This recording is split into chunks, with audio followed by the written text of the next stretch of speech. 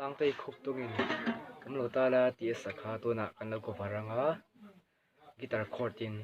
a chord hi simple em a ala po ngai thla ka nuam